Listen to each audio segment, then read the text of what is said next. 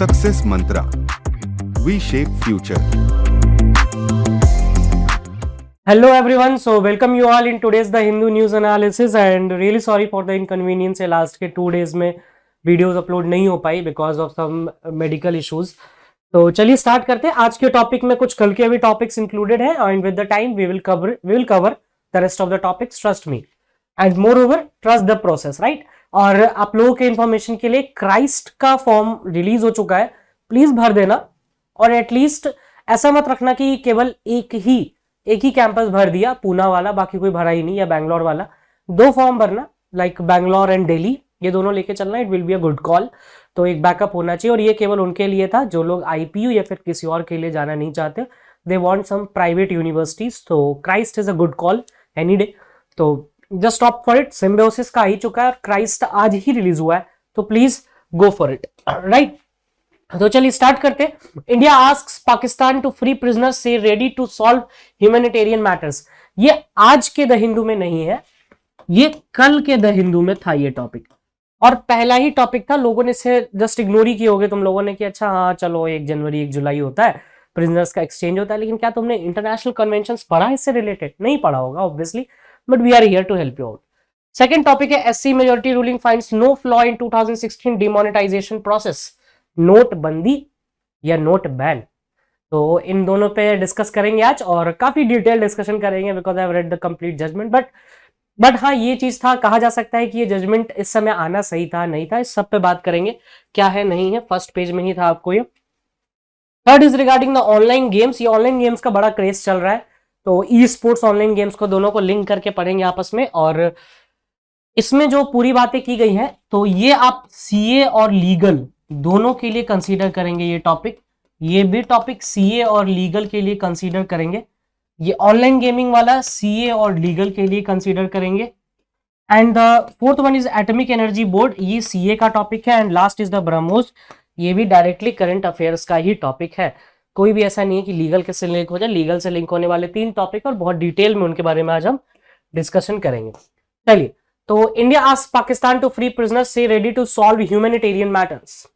देखो, इंडिया और पाकिस्तान के बीच ना एक मीटिंग्स होती हैं बेसिकली हर 1 जनवरी और 1 जुलाई को, जिसको हम कहते हैं कॉन्सुलर एक्सेस. कॉन्सुलर एक्सेस क्या होता है कि जो प्रिजनर्स हैं उनको वहां से रिलीज किया जाता है, यहाँ के प्रिजनर्स को वहां के लिए रिलीज किया जाता है. तो ये एक ह्यूमैनिटेरियन जेस्चर होता है दोनों कंट्रीज के बीच में. और 2008 का न्यूक्लियर फैसिलिटी के भी बारे में बात हुआ, तो उन सबको हम कवर करेंगे. 1988 माय बैड. तो इसको अच्छे से देखते हैं. सबसे पहला क्या है, India is committed to addressing all humanitarian matters. ये एक्सटर्नल अफेयर्स मिनिस्टर ने कहा है कि हम लोग जितना भी ह्यूमैनिटेरियन मैटर्स है उन सबको एड्रेस करने के लिए तैयार हैं. और exchange takes place in accordance with the 2008 agreement on consular access every year on Jan 1 and July 1. ठीक है, ये 2 डेट्स पे एक्सचेंज होता है प्रिजनर्स का, राइट. कि यहां से अगर मान लो पाकिस्तान के, लेट्स सपोज कि 72 मछुआरे यहाँ इंडिया में इम्प्रिजन है, तो उनको पाकिस्तान से के लिए रिलीज किया जाएगा. पाकिस्तान में कुछ है तो उनको वहां से लाया जाएगा.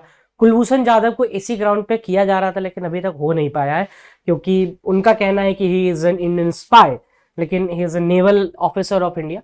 तो लिस्ट ऑफ न्यूक्लियर फैसिलिटीज देखते हैं. These two sides also exchange list of their nuclear facilities, कि किसके पास न्यूक्लियर आर्मामेंट्स में क्या क्या चीजें हैं. ठीक है, on Sunday as a part of 1988 pact. 1988 में हम लोगों ने एक पैक्ट किया था aimed at preventing attacks targeting nuclear installations in each other's territory, कि एक दूसरे के टेरिटरी में हम न्यूक्लियर अटैक्स नहीं करेंगे या फिर न्यूक्लियर इंस्टॉलेशंस नहीं करेंगे. ये 1988 में हम लोगों ने एक पैक्ट किया था. और हर कॉन्सुलर एग्रीमेंट में, हर कॉन्सुलर मीटिंग्स पे, हर कॉन्सुलर एक्सेस की मीटिंग पे हम ये चीज एक्सचेंज करते हैं कि देखो मेरे पास इतना है, तुम्हारे पास इतना है. तो ये एक मतलब बहुत ही पीस को आगे बढ़ाने की लिए ले जाने के लिए एक बहुत अच्छा स्टेप है. चलिए, तो इस पर कुछ चीजें याद रख लो कि कभी कभार कोई एग्जाम का अगर दिमाग फटेगा तो पूछ लेगा. इंडिया ने 339 पाकिस्तानी सिविलियन प्रिजनर्स, याद रखना मिलिट्री प्रिजनर्स की बात नहीं हो रही है, सिविलियन प्रिजनर्स की लिस्ट जारी की. और 95 Pakistani fisherman currently in Indian custody, इसकी लिस्ट जारी की कि भाई तुम्हारे इतने लोग सिविलियन है और इतने फिशरमैन जो हमारे पास हैं. ठीक है, व्हाट इज कॉन्सुलर एक्सेस, क्या होता है? 2008 में ये कॉन्सुलर एक्सेस एग्रीमेंट साइन हुआ था. ठीक है, agreement on consular access, section 4 of the agreement states that the government of both nations would provide consular access. ये बार बार ये टर्म आ रहा है ना, consular access, तो ये क्या होता है इसके बारे में बात करेंगे. This has to provided within 3 months to citizens of another country under arrest, detention or imprisonment in other country. मान लो कि लेट सपोज कि तुम्हारे माइंड में ये आया होगा कि सर श्रीलंका में तो फिशरमैन हो सकते हैं, आसानी से वहां कैप्चर हो सकते हैं. जैसे कि अगर इंडिया का मैप देखो तो इस तरीके से मैप जाता है, ठीक है, ये श्रीलंका वाला पार्ट हो गया. तो तमिलनाडु वाला रीजन जो है या फिर साउथ का जो रीजन है वहां से फिशरमैन्स यहाँ जाते हैं, ये तो नॉर्मल है. सर पाकिस्तान में कैसे? अरे यहां भी तो देखो, गुजरात का रन ऑफ कच्छ है ना, रन ऑफ कच्छ. अब गुजरात से होते हुए जो ये वाला रीजन है इसमें जो फिशर्समैन आते हैं, कभी कभार होता है पता नहीं चलता है कि भाई यहाँ पर हमारी टेरिटरी खत्म हो गई, वो लोग क्रॉस कर जाते हैं, तो वहां पर उनका अरेस्ट होता है, डिटेंशन होता है, तो वहां से वो पकड़े जाते हैं. ठीक है, तो ये फिशरमैन्स की बात की गई यहाँ पर कि इनका भी डिटेल शेयर किया जाएगा और 3 महीने में कर दिया जाता है ये चीज. Section 4 of agreement. और इंडिया और पाकिस्तान के बीच कॉन्सुलर एग्रीमेंट कब साइन हुआ था? तो 2008 में. अच्छा, अब देखेंगे कि ये कॉन्सुलर एक्सेस एग्जैक्टली है क्या, ये किस चिड़िया का नाम है भाई, उस पर भी थोड़ा सा देख लेते हैं. Consular access is the ability of foreign nationals to have access to embassies of their own nation in the nation who is hosting him. ठीक है, जैसे consular access is the ability of foreign nationals, ठीक है, विदेशियों के लिए to have access to embassies of their own nation. जैसे कि पाकिस्तान का कोई प्रिजनर हमारे यहाँ इम्प्रिजन है, ठीक है, तो वो हम होस्ट कंट्री हो गए उसके. अब वो क्या करेगा, लेट सपोज इसमें थोड़ा सा और एग्जांपल्स के थ्रू समझते हैं. आई होप कि यहाँ पे क्लैरिटी बढ़ेगी. थोड़ा इंटरनेशनल लॉ का पॉइंट है. ये पाकिस्तान है, ठीक है, और ये इंडिया है. अब इंडिया में जो है आपकी एम्बेसीज होती है या हाई कमिश्नर्स होता है, ठीक है. कमेंट सेक्शन में बताना एम्बेसी इंडिया में, इंडिया का वैसे हाई कमीशन होता है. एम्बेसी इंडिया, एम्बेसी और हाई कमीशन में अंतर बताओ. एम्बेसी वर्सेस हाई कमीशन या हाई कमिश्नर बोल लो. और आप लोगों के लिए नॉलेज के लिए बता दें कि ये रिलेटेड है आपको कॉलोनियल रूल से, ठीक है. अब बताना कमेंट सेक्शन में, नहीं पता तो वो भी बताना कि नहीं आइडिया है, ठीक है. तो इंडियन एम्बेसी में अगर मान लो कोई ए पर्सन है जो कि पाकिस्तान का है, ठीक है, उसको वहां अरेस्ट किया गया है, अरेस्ट किया गया.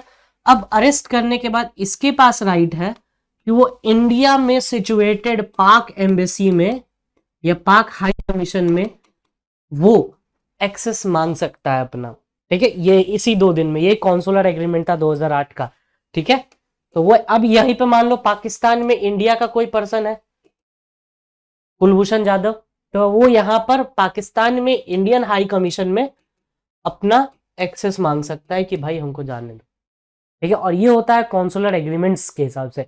और एक बार आप इंडियन हाई कमीशन में चले गए तो आप इंडिया की टेरिटरी में आ गए, यहां पर आपको कोई बाल बाका भी नहीं कर सकता तुम्हें अंदर, ठीक है. जैसे इंडिया में ही हाई कमीशन है, कभी दिल्ली आओगे तो या फिर जो दिल्ली से है कनॉट पैलेस चले जाना है, कनॉट पैलेस से जस्ट थोड़ी दूर से ही हटते हुए हाई कमीशन है वहां पे या एम्बेसीज हैं सब कंट्रीज की. और ये कमेंट सेक्शन में जरूर बताना एम्बेसी और हाई कमिश्नर में क्या अंतर है. हाई कमिश्नरेट या हाई कमीशन जिसको बोला जाता है और कॉलोनियल रूल से रिलेटेड है. तो बहुत सारे मिलेंगे, फ्रांस का मिलेगा, रशिया का मिलेगा, पाकिस्तान का मिलेगा, चाइना मिलेगा, नेपाल मिलेगा, सबका मिलेगा, ठीक है. तो वहां पर जितनी दूर में उनका ऑफिस है मतलब उस नेशन का वहां पर राइट है, ठीक है. अगर मान लो वहां पर जाके कोई छिपता है तो उसके पास उस कंट्री की लॉ उसको गवर्न करेगी, ना कि इंडिया की, ठीक है. अब एक बार बाहर निकले, मार दिया, काम खत्म, बस वहां से भी तुम्हारी कोई वो नहीं बचेगी. आई होप कि ये टॉपिक समझ में आया होगा. काउंसिल का क्या एस्पेक्ट है, काउंसिल एक्सेस. अच्छा, ये इंटरनेशनल कन्वेंशन है एक, Vienna convention on consular relations 1963, उससे गवर्न होता है ये. मतलब वहां से जो प्रिंसिपल्स है वही उठाए गए हैं हमारे 2008 में. तो section 5 of the agreement provides that within 1 month of confirmation of national status and completion of sentences both government should release and return people, ठीक है. मतलब जैसे मान लो कि I have been arrested in Pakistan और कॉन्सुलर एग्रीमेंट से through ये बात हुई कि भाई शशांक नाम का एक आदमी है जो कि इंडियन सिटीजन है और इंडियन गवर्नमेंट भी उसको एक्सेस कर रहा है कि हाँ ये बंदा इंडिया के सिटीजन है, ठीक है, और सेंटेंस कंप्लीट हो गया। लेट्स सपोज कि वहां पर हमको 4 साल की सजा हुई थी, अब 4 साल की सजा पूरी हो गई, अब सिटीजनशिप भी मेरा कंफर्म्ड है कि हम इंडियन है, तो फिर सेक्शन 5 इस काउंसलर एग्रीमेंट का, जो सेक्शन 5 है 2008 का, उसके थ्रू हमको वापस अपने कंट्री भेज दिया जाएगा। आई होप कि यहाँ पर क्लैरिटी आई होगी, और कोई भी एक छोटा सा भी डाउट हो, even a pinch of doubt, तो प्लीज मेंशन करना। और ये बहुत अच्छा टॉपिक बन सकता है when it comes to the legal reasoning part. तो सीए का पढ़ो ही, बट लीगल रीजनिंग का भी एक्सेस दो। एंड हम लोगों ने पहले देखा है कि जितने जितने टॉपिक पे मैंने कंफर्मेशन दिया था कि हाँ ये लीगल का पार्ट भी है, तो वो क्वेश्चन आया है क्लैट में। तो please don't under estimate this part, और ये तो इंटरनेशनल लॉ का पार्ट बनेगा। नाउ ये one of the finest thing, पता नहीं फाइनेस्ट बोलना भी गलत है या सही है, बट सुप्रीम कोर्ट ने बाय मेजोरिटी रूलिंग बताया कि कोई फ्लॉ नहीं है 2016 के डिमोनेटाइजेशन प्रोसेस में। और ये रूलिंग था 4:1 की, मतलब 5 जज बेंच था। 5 जज बेंच का मतलब कॉन्स्टिट्यूशनल बेंच था। और एक यहां पर डिसेंट किया था बीवी नागरत्ना ने, ठीक है, बीवी नागरत्ना, जो कि 2027 तक इंडिया की पहली विमेन चीफ जस्टिस हो सकती हैं, बीवी नागरत्ना, ये नाम याद रखना। केस का नाम था विवेक नारायण शर्मा, जो कि पिटिशनर थे, वर्सेस यूनियन ऑफ इंडिया, जो कि रेस्पोंडेंट थे। ये केस का नाम याद रखना, ठीक है। अच्छा, ये हुआ क्या, देखो, डिसेंट भी किया, बहुत लोगों ने सपोर्ट भी किया, तो मेजोरिटी भी आई, माइनॉरिटी भी आई। इसमें ना कुछ कुछ बातें की गई, थोड़ा सा बात हम भी करते हैं, उसके बाद फिर हम आगे बढ़ जाएंगे इस टॉपिक पे। टॉपिक का एस्पेक्ट क्या है, डिमोनेटाइजेशन, राइट। हमारा मेन एस्पेक्ट है डिमोनेटाइजेशन। और डिमोनेटाइजेशन में एक बार याद करना कि 2016 में हुआ था, राइट। 2016 8 नवंबर की रात थी, और मोदी जी ने कहा था, 7 नवंबर की रात थी, कि मोदी जी ने कहा था कि भाइयों और बहनों, आज रात के बाद 500 और 1000 रुपए के नोट बैन कर दिए जाएंगे। मतलब वो कोई लीगल टेंडर नहीं होगा। कौन कौन से नोट थे, 500 रुपए के और 1000 रुपए के नोट का कोई भी लीगल वैलिडिटी कह लो, या ये लीगल टेंडर नहीं होगा। तो वो तो भाइयों और बहनों, मित्रों, देवियों करके चले गए, लंका लग गई आपकी, ठीक है। अब लंका तो लगी थी भाई, अब इसमें तो कुछ वो मत करना पार्शियलिटी की, आई सपोर्ट बीजेपी या फिर हम बीजेपी को ही वोट देते हैं। वोट देने के एलिजिबल तो नहीं हो क्लैट वालों, एटलीस्ट ड्यूएलएलबी वाले बच्चे वोट देने के एलिजिबल होंगे, तो एटलीस्ट सपोर्ट करना चाहिए। बट जहां पर डिसेंट भी करना है, वहां पर डिसेंट भी करने आना चाहिए। That makes you a perfect law student, है ना। तो 500 और 1000 के नोट तो इन्होंने लीगल टेंडर बना करवा दिए, ठीक है। इसके बाद क्या हुआ, इसका जो सोशल इंपैक्ट हुआ था वो भाई बहुत तगड़ा हुआ था। इसका जो सोशल इंपैक्ट हुआ वो बहुत ही ग्रीवियस था, ठीक है। अब इस सोशल इंपैक्ट पे किसी भी जज ने एक्सप्लिसिटली नहीं बोला, एक्सेप्ट नागरत्ना, नागरत्ना जे। और इस चीज को कहा जाता है जुडिशियल एक्टिविज्म। जब जज एक स्टेप आगे जाके कोई काम करता है, या कुछ उस मैटर के ऊपर सी ओवर जाकर के काम होता है, तो उसे हम कहते हैं जुडिशियल एक्टिविज्म। जुडिशियल एक्टिविज्म कुछ हद तक ठीक है, बट यही चीज एक स्टेप और आगे बढ़ेगी तो वो जुडिशियल ओवर रीच हो जाएगा, and that is a really negative concept कि जुडिशियरी हर चीज में घुसना शुरू कर देगा, ठीक है। जुडिशियल एक्टिविज्म की बात भी यहां पर कही गई, और क्योंकि इन्होंने एक ना एस्पेक्ट यूज कर दिया हेट स्पीच का, freedom of speech and expression, ठीक है, 19(1)(a। तो freedom of speech and expression की भी बात की गई, कभी पढ़ना लाइव लॉ पे, तो बहुत अच्छे से अभी 2-3 दिन आर्टिकल्स आते रहेंगे। आज तो हेट स्पीच के भी ऊपर आ गया कि हेट स्पीच को भी हम एक लिमिट में ही कर्व कर सकते हैं, और ओवरऑल इस पे नहीं हो सकता। तो चलिए वो बात की बातें हैं। तो सोशल इंपैक्ट की भी बात हो गई। तो डिमोनेटाइजेशन के बाद इन दोनों को लीगल टेंडर हटा दिया गया, ठीक है। और इनके जगह पे क्या लाया गया, नए 500 के नोट और नए 2000 के नोट, ठीक है। गुलाबी, है ना, गुलाबी नोट मिलती है। अच्छा, ये कमेंट सेक्शन में बताना कि किसने लास्ट देखा था ये 2000 का नोट। ये जस्ट लाइक कि मार्केट में आया और ऊपर वाले स्टैक पे चला गया, वो कभी लोअर स्टार्टअप पे आया ही नहीं, और मिलेगा भी नहीं इतनी आसानी से। ये सर्कुलेशन ही उसका उतना नहीं है 2000 रुपए के नोट का। तो 2500 का नोट था। अच्छा, इस पे बहुत सारे न्यूज चैनल्स ने क्या बोला था, इसमें चिप लगा होगा, ऊपर से पता नहीं क्या क्या उनकी थ्योरी थी। That was one of the bogus theory ever experienced bye anyone. तो 500 2000 के नोट को लाने का क्या था इनका इंटेंशन, कि हम ब्लैक मनी को रिस्ट्रिक्ट करेंगे यहाँ पर, ठीक है। मतलब जिसके पास काला धन होगा वो ऑब्वियसली छोड़ देगा, ये करेगा वो करेगा, 10 तरह की बातें हुई, जिसमें से आई डोंट थिंक कि उतना सक्सेस हो पाया। ये आरबीआई की रिपोर्ट नहीं बोला था, this is not even I am speaking, RBI की रिपोर्ट है, पढ़ना जाकर के, आरबीआई नहीं बोली थी, ठीक है। तो जब इतनी सारी बात हुई तो एक केस फाइल हुआ, और इस केस में सुप्रीम कोर्ट में ये केस गया, जिसका केस का नाम अभी हमने देखा, पिटिशनर वर्सेस रेस्पोंडेंट, जिसमें यूनियन ऑफ इंडिया की भी बात की गई थी। अच्छा, इसमें कौन था, Vivek Narayan Sharma versus union of India, ये केस का नाम है।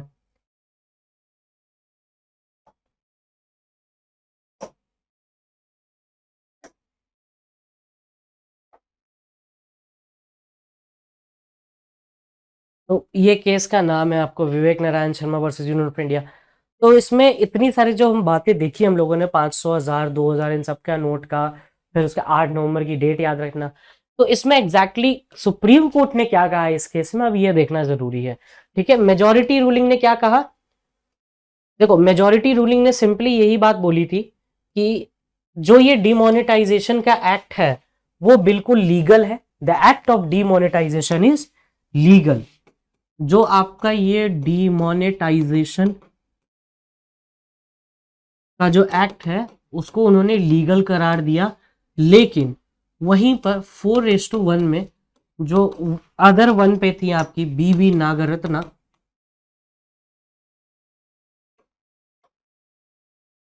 इन्होंने कहा कि ये गलत हुआ है जो भी हुआ है, क्योंकि इस चीज को 48 आवर्स में किया गया, कोई प्लान नहीं, कोई कुछ नहीं, आपने इमीडिएट एक्शन लिया है। और she went one step further, उन्होंने सिंपली यही कहा कि जब मनी का डिमोनेटाइजेशन होता है, एक बार हम लोग जब देख लेंगे ना ये चीज, तो हमें आसान हो जाएगा आगे टेक्स्ट पढ़ने में। जब मनी का डिमोनेटाइजेशन होता है तो आपको सेंट्रल बैंक की एडवाइजरी को फॉलो करना पड़ता है। कौन फॉलो करेगा सेंट्रल बैंक की एडवाइजरी, सेंट्रल गवर्नमेंट फॉलो करेगा। लेकिन यहां पर ऐसा नहीं हुआ, सेंट्रल बैंक यानी कि आरबीआई ने ऐसा कुछ नोटिफिकेशन नहीं दिया था कि डिमोनेटाइजेशन करना जरूरी है या इस तरह का कोई भी स्टेप। ये एक इमीडिएट स्टेप था, ऐसा नागरत्ना ने बोला जे, ठीक है, बाकी ने सपोर्ट किया था। तो ये देखते हैं क्या क्या है इसमें। Centre advising central board can not be ground to hold the procedure prescribed under the RBI act was breached, ठीक है। Can not be expected at RBI centre will act in 2 isolated boxes. RBI एक अलग angle पे काम कर रही है, centre अपना अलग एंगल पे काम कर रहा है। Can't deny element of interaction, देखो मेजोरिटी रूलिंग भी यही बात बोल रही है कहीं ना कहीं। Can't deny element of interaction consultation in such important matters. आपने ना कंसल्टेशन किया ना इंटरेक्शन किया। Central board government have taken into consideration all relevant factors. Demonetisation was under active consideration of RBI government for 6 months. इनका कहना था कि 6 month का था, लेकिन डिसेंट क्या हुआ था, centre should have exercised its vast power only by of an act और प्लेनरी लेजिस्लेशन। अच्छा, इसमें एक बात भी कही गई, एक चीज याद रखना कि सेंट्रल गवर्नमेंट ना एक एक्ट होता है, एक्ट क्या, शेड्यूल 7 इसकी एंट्री 36 देखना ऑफ लिस्ट 1, ठीक है। ये बात करता है सेंटर की power in relation with coins and money, ठीक है। ये याद रखना, ये बड़ी इंपॉर्टेंट चीज है, एंट्री 36 लिस्ट 1। ये तो चलिए यहाँ पे फैक्ट हो गया। तो अभी एक छोटा सा एक एस्पेक्ट देखा हम लोगों ने इस पर्टिकुलर चीज का, राइट। चलिए फिर आगे देखते हैं क्या है भाई। अबाउट में क्या, एक सोल वुमेन जज है, 5 मेंबर बेंच था। अब कौन कौन से थे, अब जजमेंट लिखने वाले हैं यही हमारे बी आर गवाई साहब, इन्होंने जजमेंट लिखा पूरा। तो 5 नंबर पे कौन था, BB Nagarathna disagrees with the majority saying union government's notification issued under section 26 clause 2 of RBI. सबसे ज्यादा बवाल मचा इसी सेक्शन पे। सेक्शन 26 क्लॉज 2 में एक बड़ा अच्छा टर्म यूज किया जाता है, इफ एनी, उस पर भी बात करेंगे हम, एक एक डिटेल में जाएंगे, टेंशन बिल्कुल लेना, थोड़ा सा टाइम देना है आपको बस, ताकि चीजें अच्छे से समझ में आई है कि हेडलाइन पढ़ने से काम नहीं चलता है ना। तो जस्टिस बी आर गवाई ने कहा कि demonetisation notification does not suffer from any law in decision making process satisfy the test of proportionality. Test of proportionality को ये सेटिस्फाई कर रहा है, और test of proportionality specially mention भी किया सुप्रीम कोर्ट ने इस पर्टिकुलर जजमेंट में, जिसको आप में जाने की नीड नहीं है, but you can read it. Nagarathna ने क्या कहा, the RBI does not envisaged institution of demonetisation of bank notes by the central bank, contemplates demonetization of bank note at the instance of the central board or the RBI। यहाँ पर contemplation create नहीं हो पा रहा है दोनों के बीच में, इनका ये कहना था। ठीक है, अच्छा इसमें हम लोगों ने मेजॉरिटी चीजें ना अभी जस्ट देखी हैं, ठीक है, तो उसमें जाने की नीड है नहीं। डिमोनेटाइजेशन क्या होता है, नेशंस इकोनॉमिक यूनिट में एक ड्रास्टिक इंटरवेंशन करना, ये पढ़ लेना खुद से, इसमें कुछ एक्स्ट्रा बताने लायक नहीं, क्योंकि इस पहले की कहानी जिसने भी सुनी है उसको इन सब का आइडिया है। अच्छा, इससे पहले डिमोनेटाइजेशन कब कब हुआ था, 2 बार हो चुका है। 46 में RBI demonetise 1000 and 10,000 rupees notes, ठीक है। 1978 में the government demonetise 1000, 5000 and 10,000 rupee notes in order to curb menace of black money. अच्छा, जिन लोगों को लग रहा हो कि 91 वाला, तो वो डिमोनेटाइजेशन नहीं था बॉस, ठीक है। 2016 डिमोनेटाइजेशन, ये पीएम मोदी ने अनाउंस किया था 500 और 1000 का। इसमें क्या होता है कि वो नोट खींचना, उसके बदले दूसरा नोट लाना, ये सिंपली यही चीज है। एक बार पीछे देख लो definition, demonetisation the process through which a nation's economic unit of exchange loses its legally enforceable validity. अगर मान लो 500 रुपए का नोट है, तो उसकी लीगल जो वैलिडिटी है वो नहीं रहेगी, ना क्या बोला था, लीगल टेंडर नहीं रहेगा ये, उसके बदले दूसरा नोट लाया जाएगा, ठीक है। वो वैल्यूएशन होता है 91 वाला, वैल्यूएशन जो कम की गई थी। This petitioners contended that the procedure, अच्छा सेक्शन 26 क्लॉज 2 पे जो बवाल मचा था वो देख लो क्या होता है। सेक्शन 26 क्लॉज 2 क्या बोलता है, recommendation of the central board of the RBI that central government may declare any series of bank notes of any demonetisation shall cease to be a legal tender. कि central bank on the recommendation of central board of the RBI, the central government may declare, central government declare कर सकता है किसी भी series of bank note को of any denomination shall cease to be a legal tender, वो legal tender नहीं रहेगा। तो यहां पर बात हुआ, the petitioner argued that the word any would have to give a restricted meaning. इन्होंने कहा कि एनी का मतलब रेस्ट्रिक्टेड मीनिंग होगा। मतलब अब एनी का मतलब देखो, एनी का मतलब क्या होगा, इसमें एनी सीरीज, इसमें बहुत सारे केसेस को साइट किया गया और सिंपली ये बात बोली गई कि एनी का मतलब हो सकता है, जैसे मान लो कि any of you can beat मी।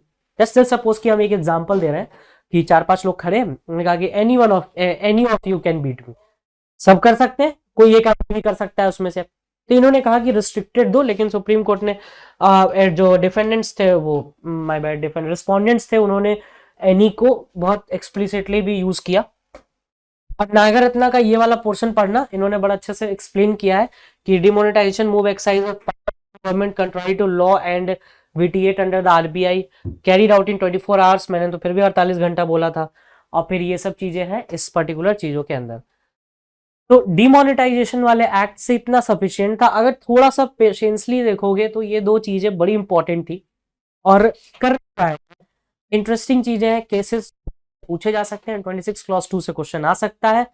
तो अब नेक्स्ट टॉपिक पे आते हैं। नेक्स्ट टॉपिक है ऑनलाइन गेम से रिलेटेड। इससे अच्छा इस पे ना हम लोगों ने पहले पढ़ा भी है ऑनलाइन गेम्स के रिगार्डिंग। जब भी ऑनलाइन गेम्स की बात आती है तो हम लोगों ने इसको रिलेट किया था ई स्पोर्ट्स से। याद आ रहा होगा ई स्पोर्ट्स, नहीं याद आ रहा होगा तो एक बार जाके पढ़ना ई स्पोर्ट्स। और आई होप कि आप लोगों ने ई सिगरेट्स का भी कॉन्सेप्ट पढ़ा होगा, कुछ दिन पहले हम लोगों ने देखा था वो टॉपिक भी। तो रूल्स ऑफ द गेम के बारे में बात करते हैं। ये एक्चुअली मेडी मतलब इंफॉर्मेशन टेक्नोलॉजी की जो मिनिस्ट्री है उस वो लेके आई है। तो मेटी का फुल फॉर्म देखेंगे, यूथ अफेयर्स भी देखेंगे, दोनों के कॉन्फ्लुएंस में चल रहा है ये। The proposal aims to bring online gaming within the ambit of information technology intermediary guidelines and data media ethics code rule 2021। ये प्रपोजल है कि 2021 का जो गाइडलाइंस है, कोड ऑफ एथिक्स की गाइडलाइंस, उसके अंडर ऑनलाइन गेमिंग्स को हम ऐड ऑन करें। अभी तक क्लैरिफिकेशन नहीं है, model is similar to the rules of digital news sites streams, उससे रिलेटेड रहेगा। चलिए मेन उस पे आते हैं। अच्छा, इसका जो मिनिस्ट्री कौन है, state for electronics and information technology Rajeev Chandrasekhar है। टाइप्स ऑफ ऑनलाइन गेमिंग की बात करें तो इसमें दो मिनिस्ट्री याद रखना, एक मेटी और यूथ अफेयर्स, ठीक है। तो ये दोनों ही याद रखना क्योंकि एक से काम चलेगा नहीं। एक है मेटी और एक है यूथ अफेयर्स,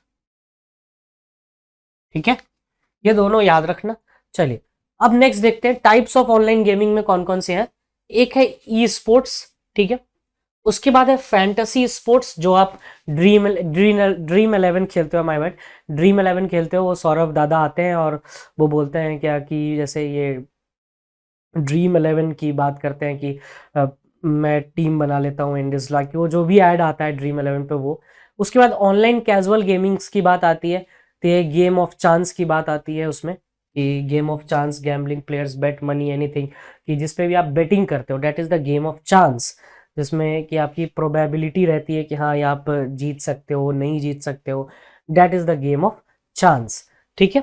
चलिए नेक्स्ट टॉपिक पे आते हैं, क्या है इसमें की प्रपोजल्स ऑफ द ड्राफ्ट में क्या है कि एक रेगुलेटरी बॉडी होना चाहिए, ठीक है, कोई एक तो बॉडी होनी चाहिए ऊपर में। मैंडेटरी नो योर कस्टमर का एक पॉइंट होना चाहिए जिससे पता चल सके कि हाँ भाई ये पर्टिकुलर जो चीजें हैं इसमें आ रही हैं, नहीं आ रही हैं। Banking banning game of chance को बैन करना चाहिए। देखो ये जो गेम ऑफ चांस का जो भी गेम है ना, ये बड़ा खराब होता है, इसमें पता नहीं होता है कि जीतेगा कौन, 50-50 का सब कुछ चलता है कि लगा दिया शर्त, जीते जीते ना जीते गए काम से। तो ये चीज नहीं होना चाहिए, पोटेंशियल स्किल बेस्ड गेम होना चाहिए। और बहरहाल कोई ड्रीम 11 को भी कोई बोलता है ना कि गेम ऑफ स्किल है, मुझे तुम्हारा क्या स्किल है इसमें, खेल तो वो रहा है, तुम्हारा तो चांस ही है ना, और वो खेला और जीत गए तो तुम जीत जाओगे। तो डैट इज, चलिए सबका अपना अपना पर्सपेक्टिव है, और इंडिया में कोई स्टेबलिश्ड फुल फ्लेजेड लॉ नहीं है इसके रिगार्डिंग। बहरहाल स्टेट्स का अपना लॉ है इसके लिए। Online gaming social media firms पे स्टैब्लिश होना चाहिए। कंपाइलेंस एक गाइडलाइन मैकेनिज्म जिसमें एक कंपाइलेंस ऑफिसर होगा, एक नोडल ऑफिसर होगा, एक ग्रीवियंस ऑफिसर होगा, जो कि किसी भी तरह का ग्रीवियंस होगा तो इस पे किया जाएगा। और एक के चंद्रू की कमेटी बनी थी कर्नाटका में, जिसमें online gambling and regulation of online gambling ordinance 2022 pass हुआ था, ठीक है। इसमें बैन किया गया था कि ऑनलाइन गैम्बलिंग और ऑनलाइन गेम ऑफ चांसेस को बैन किया जाए। Law made by the supreme court, supreme court ने एक केस था चंबर बुगावाला केसेस, उसमें कॉम्पिटेटिव गेम ऑफ स्किल्स की बात की गई थी कि भाई वो जो है प्रोटेक्टेड है अंडर आर्टिकल 19(1)(g) में। 19(1)(g) किसकी बात करता है, freedom to practise profess any kind of like, practise कर सकते हो, प्रोफेस कर सकते हो आप जो अपना प्रोफेशन है उस चीज को, ठीक है। बेटिंग एंड गैम्बलिंग क्या क्या होता है, gambling is a non cognisable and bailable offence, betting and gambling can be part 2 of the state, इसलिए तो इस पे हर बार देखते हो कि स्टेट ही लॉ बनाता है, part 2 of the state. They have been mentioned in detail in the 7th schedule of the Indian constitution. In other words this simply means that the state government can exercise full control over betting. तो state government ही law बनाती है इस पे, तभी कभी देखोगे क्या कि हर स्टेट का अपना है ना अलग अलग रहता है, कर्नाटक का है, बिहार का नहीं है, किसी का असम में होगा, गोवा में होगा, हर जगह नहीं होता। Same for the goes for the gambling and betting also. They can also formulate the state specific laws, state specific laws ही है यहाँ पर। तो एक यहाँ पर फिर से एक इशू क्रिएट होता है। Now it's talk about the atomic energy regulatory body.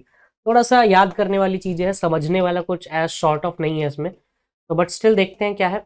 AERB was constitution on 15th November 1983 by the President of India by exercising the confers Atomic Energy Act 1962, ठीक है।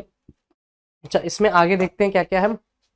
Total of number of members, chairman होते हैं, secretary होता है जो कि 5 से ज्यादा नहीं होना चाहिए। Board shall consist of full time and part time member. 23 of the atomic energy act establish होता है, और executive functions of ARB shall be vested in chairman of AERB। ये ब्रह्मोस, ये बड़ा इंपॉर्टेंट है ब्रह्मोस। अभी ये 2-3 दिन पहले भी द हिंदू में रहा था और अभी भी हिंदू में रह रहा है, काफी मतलब डिफेंस और साइंस एंड टेक के पर्सपेक्टिव से देखें तो recently the Indian air force successfully test fire the extended range version of BrahMos missile, ठीक है। तो इसमें थोड़ा सा देख लेते हैं कि क्या है, एक मिस नहीं होना चाहिए सिंपल किसी भी चीज से। अच्छा ये किससे छोड़ा गया था, सुकोई 30 MKI से, ठीक है, ये लैंड और सी में टारगेट कर सकता है। Striking the targets located 350 kilometre compare to 290। Initial version 290 करता था, लेकिन अब 350 तक जा सकता है। फर्स्ट टेस्ट हुआ था BrahMos air launch cruise missile was conducted in 2017 और एक अभी हुआ है। ब्रह्मोस मिसाइल्स डीआरडीओ के द्वारा बनाया गया है, NPOM of Russia, named after Brahmaputra and Moskva. ठीक है, ब्रह्मपुत्र इंडिया में है और ये मोस्कवा आपकी रशिया की है। 2 स्टेज सॉलिड प्रोपेलेंट है और इसके बारे में जो भी डिटेल्स है कि लॉन्च हो सकता है लैंड, एयर और सी से। अब it operates the fire and forgets principle पे बेस्ड है। मतलब क्या होता है सर, दागो और भूल जाओ। ठीक है, वो वापस नहीं आ रहा, वो गया तो गया एक बार। They are called stand off range weapons. BrahMos is one of the fastest cruise missile currently operately deployed with the speed of Mach 2.8 की स्पीड है ये, जो कि 3 times more than the sound की स्पीड से होता है। Now we come to the what not to be missed part. इसमें है आपको कि the case against the Hindu temples control. इस पे just I have written also a research paper on this particular topic on the Hindu temples. So when you want to read in the details, let me know in the email or chat box. I will share that कि state control और secular लूट में पे मैंने topic लिखा था, जिसमें state जो होते हैं वो टेम्पल्स को मतलब कंट्रोल करने की कोशिश करते हैं through it's administrative and executive functions. तो उस पे ही है ये आर्टिकल, पढ़ना इंटरेस्टिंग है। Weighing out the gains and loses of demonetisation वाला पढ़ के टॉपिक खत्म ही कर दो, ये फालतू का एक बैक ऑफ द माइंड चलेगा, क्योंकि अभी काफी सारे जजमेंट्स पढ़ने पड़ सकते हैं आपको। Now it's the question time. In which year did the military dictatorship of Brazil come to an end. अच्छा, ये क्वेश्चन इसलिए डाला गया है क्योंकि ब्राजील में प्रेसिडेंट बने हैं लूला दा सिल्वा, इसीलिए। ठीक है, Croatia switch the euro currency entered the Europe's borderless zone. ये सिंपल सा क्वेश्चन है, बताना। प्राइम मिनिस्टर मोदी ने इंडियन साइंस कांग्रेस को वर्चुअली एड्रेस करेंगे, तो विच सिटी इज होस्टिंग, बताना। In an effort to promote the healthy living, union government with the help of various states and Indian embassies around the globe has launched an international year of. ये सबसे आसान question है, 2023 का ही year है और ये न जाने कितने बार हम लोगों ने 2022 में पढ़ा था। क्लैट ने भी क्वेश्चन पूछा, अभी बता दो यार प्लीज। और ऐसे ऐसे क्वेश्चन हर एग्जाम पूछते हैं। How do we better know the use of the term digital media, video, audio, images that have been edited and manipulated using the artificial intelligence? बहुत आसान क्वेश्चन है ये भी, साइंस एंड टेक्स रिलेटेड है, the Hindu ने daily basis पे publish किया है। अगर आप लोगों ने एनालिसिस नहीं भी देखा होगा ना, कोई अगर पेपर पढ़ रहा होगा वो भी इसका आंसर कर देगा। Now I hope it was good from my side, and if you have any doubt just mention in the comment section. Thank you, that's all from my side.